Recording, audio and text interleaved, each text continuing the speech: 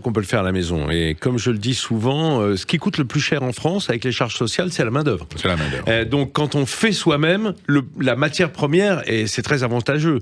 On prend le temps de le faire, et le foie gras notamment. Où est-ce qu'on achète le foie, Vincent? Alors, le foie gras, faut pas trop rêver, sauf à habiter en Nouvelle-Aquitaine ou en Occitanie, et dans des régions, des grosses régions. Parce que soit dit, on fait du foie gras partout. Hein, aujourd'hui, on en trouve en Bretagne, on en trouve dans les Hauts-de-France, on en trouve en Alsace évidemment.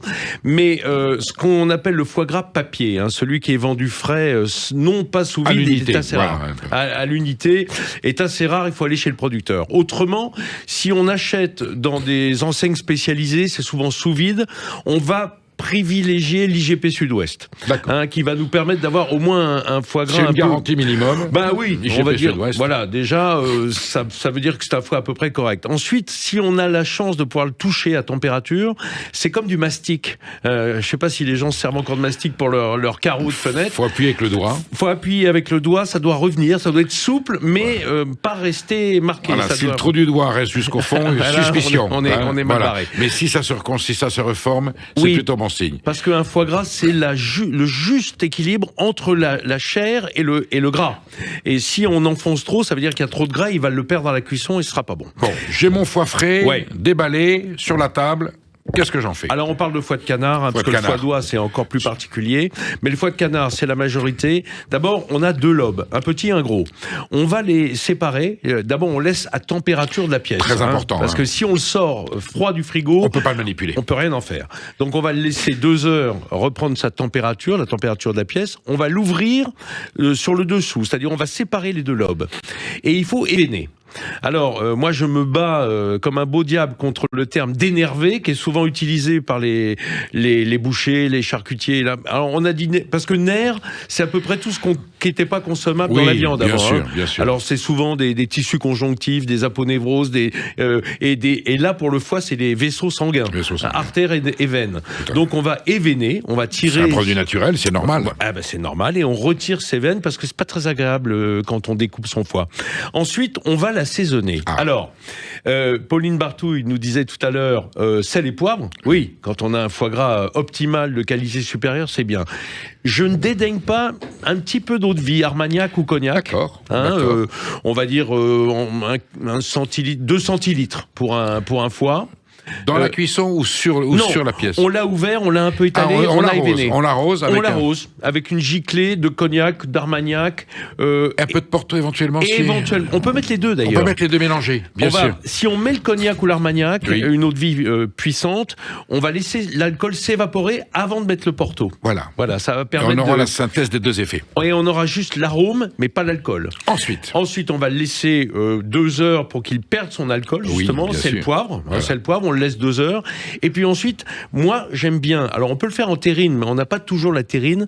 Ce que tout le monde a, en revanche, c'est du film alimentaire. Ben oui. Hein? Et on fait une ballotine. Alors, c'est très simple. Dans le film, dans le film en plastique. C'est très simple, Perico.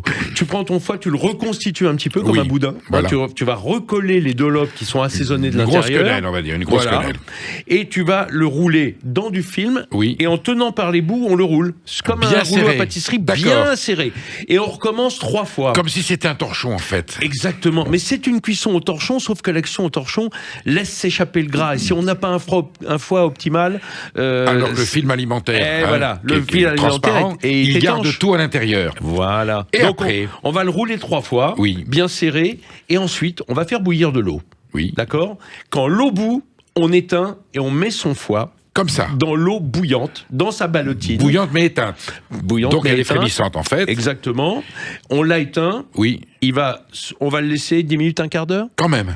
Oui. Et le film va pas s'abîmer. Pas du tout. Parce que c'est en dessous de 100 degrés et les films sont donnés pour beaucoup plus chaud que ça.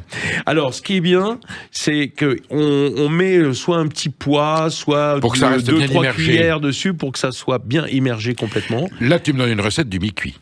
Voilà. C'est le mi-cuit. Donc il sera moelleux, tendre quand on va le défaire. Et légèrement rosé au cœur. Je suppose qu'on le mange pas tout de suite, Vincent. Non, on va le laisser 24 heures jusqu'à 2 jours au frigo pour que tous les arômes se communiquent à l'ensemble du foie. Et plus si affinité. Ah ben, pas de mois évidemment. Non, c'est du mi-cuit, il n'y a rien de grave jusqu'à 4-5 jours. 4-5 jours. Voilà. Tu me donnes une idée. Tu le trempes dans de l'eau presque frémissante. Est-ce que je peux prendre le risque de le passer au micro-ondes, tout simplement? Alors, moi, je le fais dans un bocal. Oui, c'est ça. Effectivement, mais l'action du micro-ondes, il faut le comprendre, qui est absolument pas létale, hein, enfin, je veux dire, en tout cas, qui n'est pas nocive pour la consommation, c'est d'agiter les molécules d'eau. Ce qui va se passer, c'est que ça va lui faire quand même beaucoup perdre son gras par rapport à une cuisson venant en convection de l'extérieur. Mais si je te pose la question, c'est que je l'ai goûté une fois chez un traiteur qui m'a fait goûter au micro-ondes. J'ai fait l'essai. C'est très étonnant quand même. Ah, c'est bon, hein. Alors, c'est quoi? C'est 3 minutes, 4 minutes Oui, alors selon moi, le poids, hein, je le mets... alors, ça dépend de la puissance du micro-ondes, et c'est bien le problème. Alors, à 600, par exemple... tu peux mettre 3 fois 1 minute. 3 fois 1 minute. Voilà, et ça va évidemment le cuire à cœur. C'est ça la différence avec la cuisson en ballotine. Ça sera cuit à cœur. Donc ça sera aussi coloré, enfin en tout cas aussi blanc à l'intérieur qu'à l'extérieur. Alors que moi, ce que j'aimais dans la ballotine, c'est qu'on va du gris clair jusqu'au rosé à cœur. Cuisson plus homogène. Et alors, il me l'a fait tremper tout de suite dans de l'eau glacée, par contre. Ah oui, toujours, pardon, j'avais oublié. Quand on sort la ballotine au bout de 12 minutes, on va dire, tout de suite eau glacée. Que ce soit eau chaude ou figronde. Ouais, il faut tout de suite arrêter. Glacé pour tout de suite que ça saisisse et que ça reste ferme. Voilà. Et après, on le laisse reposer, on a dit quelques jours, 2-3 jours au frigo. Oui, 2 jours, c'est bien. Ça un tout petit peu, alors en tranche, bien entendu. Ah oui, pour lui-même. Oui, bien sûr. Une petite pincée de sel, on l'a bien assaisonné. Oui. Hein, j'ai pas donné la quantité, mais pour un foie de 500-550 grammes, il faut environ 10 à 12 grammes de sel et 3 grammes de poivre. Poivre noir. Combien peut coûter un foie frais aujourd'hui dans le marché? Bon, faut mettre quand même 40 euros du kilo, 40-50 euros du kilo. Oui, c'est-à-dire qu'un foie moyen, c'est autour de 25 euros, 550 grammes à peu près, oui. En tout cas, moins cher que si on va l'acheter chez un traiteur ou chez un producteur de On n'a luxe. pas payé la main d'œuvre. Alors il faut aussi faire bosser nos charcutiers traiteurs et nos restaurateurs. Mais là, pour le coup, c'est trop bête de pas le faire soi-même. Et en plus, ça fait partie des 2 produits sur lesquels on est jugé. Le foie gras maison et le gâteau au chocolat.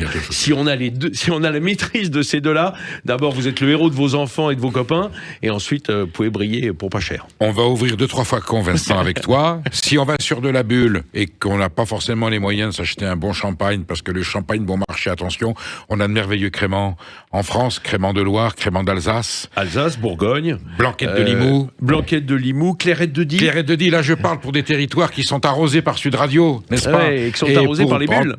Pour 12 ou 15 euros, on a des bouteilles formidables. Évidemment. Et sur le foie gras, un vin liquoreux, bien sûr le Sauterne, mais on a quoi? Des bons Basillac. Oui, puis moi, il y a un vin que j'aime beaucoup, c'est le Jurançon. Le Jurançon. Parce que le Jurançon, il y a une acidité du petit Mansin.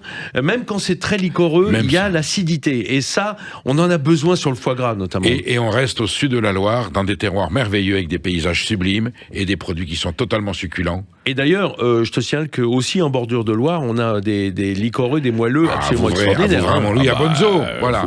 Vous avez que le choix. Vincent, merci.